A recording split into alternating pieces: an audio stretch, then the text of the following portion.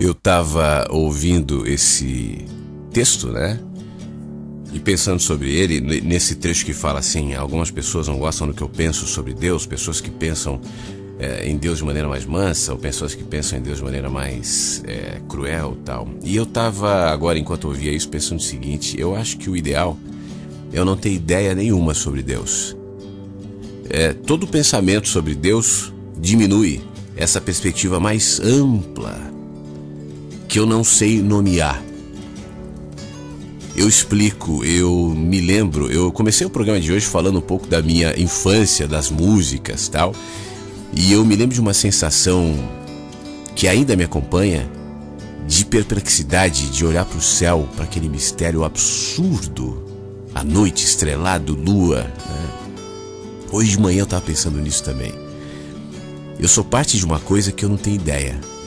Eu não sei o que é a vida. Eu não sei qual o significado de estar caminhando nesse planeta. Vem cá, a gente está junto aqui. Você está me ouvindo na rádio, ao vivo, ou sei lá, numa reprise, enfim. E a gente está nessa bola, nesse cenário, nesse mundo, boiando numa coisa que a gente não sabe o que é. E deu um nome, espaço, mas você acha que o espaço se limita ao nosso conhecimento e ao nome que nós damos? Você acha que a NASA ou as pesquisas mais sofisticadas e modernas têm alguma noção do que é o universo? A gente não tem ideia de nada, a gente não sabe. A gente tenta nomear porque o nome nos dá segurança. E no fim das contas, o que nós estamos buscando é isso, é segurança. Então a gente pensa que sabe. Planeta, espaço, física quântica, tá explicando tudo já. A física quântica explica a espiritualidade. Isso vem de livro, né? Palestras e tal. A gente sabe o quê? Eu admiro o movimento científico quando o cientista honesto, né, reconhece que não sabe. Porque esse não saber vai mantê-lo em movimento. E esse movimento vai fazer com que ele saiba um pouco mais. Eu admiro o filósofo. Não o filósofo arrogante que diz: você é filósofo de qual escola e qual universidade? Se você não estudou Platão, você não é filósofo. Eu não penso assim. Eu admiro o filósofo que pensa, porque sobretudo reconhece que não sabe, né?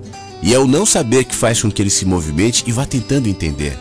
E essa tentativa de entendimento é consciente de que é só uma tentativa, jamais capturará o que jamais caberá na gente, porque nós somos limitados, seres do tempo e do espaço.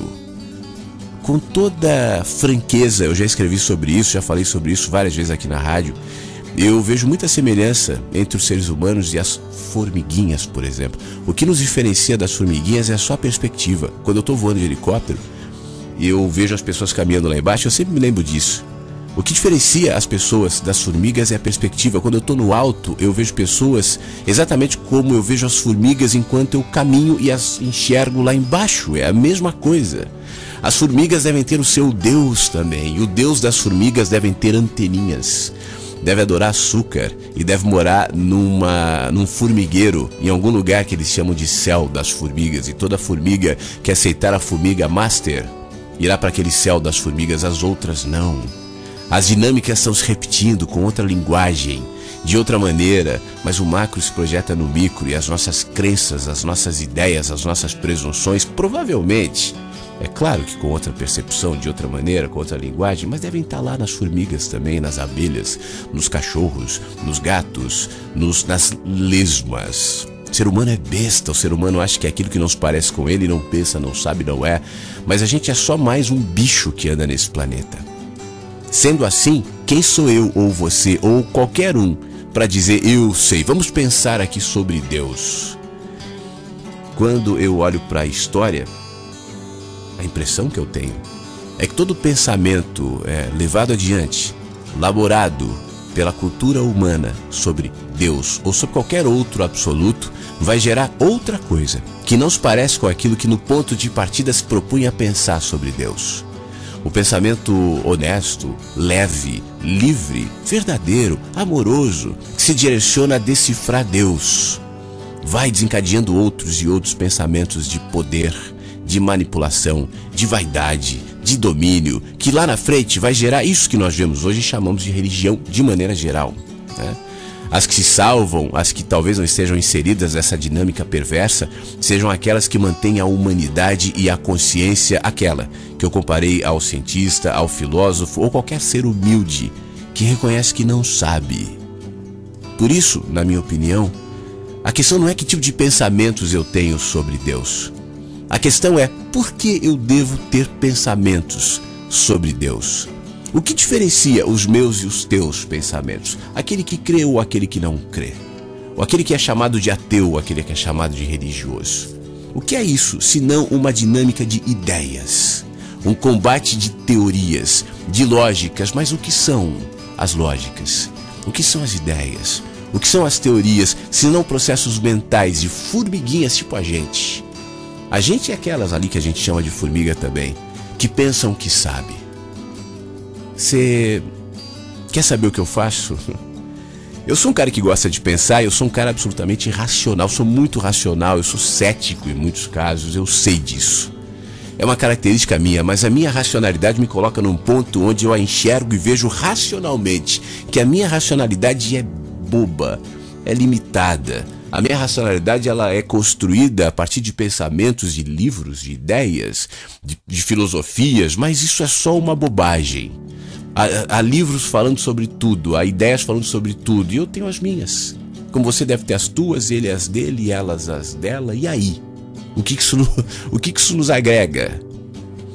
Então eu procuro. E aí, voltando ao que eu dizia no começo da conversa, quando eu olhava e ainda olho para o céu, para o universo, e me sinto parte de algo fantástico, inexplicável, infinito. Eu não sei nem o que é o infinito, né? O que é o infinito? Não acabar? Eu não sei, isso não cabe na minha mente temporal, na minha mente linear, nos meus pensamentos cartesianos. Isso não cabe. Isso não cabe. Mas existe em mim um componente esquisito. Não sei dar nome. Também não fico pensando muito sobre esse componente, mas é um componente que gera esse contraste, que por um lado admite a minha limitada racionalidade e por outro se projeta sobre ela e me faz, a partir de outra linguagem que já não é a linguagem racional, é a linguagem da poesia, é a linguagem da arte, é a linguagem da música e, sobretudo, a linguagem da conexão, de enxergar um outro ser humano diferente de mim, como o amigo que mandou e-mail agora há pouco, angustiado e tal. E enxergar, apesar das diferenças, algo que nos conecta de maneira linda. Somos pessoas diferentes, corpos diferentes, histórias diferentes, impressões diferentes, culturas diferentes, lugares diferentes, às vezes tempos diferentes. Mas tem uma coisa ali que nos vincula. Eu não sei o que é, mas tem, né? Você sabe que eu tenho uma coisa curiosa, assim, às vezes eu passo pelas pessoas e brinco assim, pensando nisso. Eu nunca vi essa pessoa na minha vida, nunca, né? Mas eu não estranho. A gente cruza pelos anônimos, pelas pessoas, a gente não toma sustos. São iguais, são diferentes, mas são iguais, são pessoas. Algo nos vincula, algo nos conecta, algo nos aproxima. É provável que nesse algo, que naquilo que a gente não sabe explicar, é que haja o componente maior de sabedoria, de entendimento, que não se confina a uma linguagem. Que bom, porque senão o cristão diria, eu sei a verdade. E esse se contrastaria com o budista que diria, não, eu é que sei. E viria o muçulmano dizer, não, quem sabe sou eu.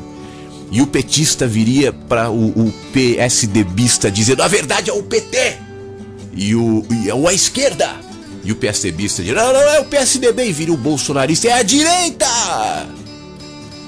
Mas vem cá, a verdade é o que simplifica. A verdade é o que não cabe nos debates, nas lógicas, na racionalidade. Os debates, a lógica, a racionalidade, o pensar, seja em Deus ou seja lá no que for, nos ajuda muito. Mas eu gostaria, confesso aqui entre nós, que essa ajuda, na minha opinião pelo menos, seria melhor se nos encaminhasse a essa dimensão onde, ultrapassados os debates, ultrapassadas as lógicas, ultrapassados os conflitos e os contrastes, a gente simplesmente percebesse que a verdade não é algo que complica. A verdade é o que simplifica. O pensamento complexo sobre Deus ou sobre qualquer outra verdade absoluta vai nos levar aos conflitos como tem sido milenarmente. constatado na história. Que tal a gente pensar menos em quem tem razão, em quem tem a verdade, em quem é Deus, meus pensamentos sobre Deus? Deixasse um pouco isso de lado e caminhasse com um pouco mais de leveza. A Terra é plana ou a Terra é redonda? A gente fica buscando essas coisas, né? E se conectasse ao outro, à vida e a nós mesmos. Sei lá, talvez faça bem.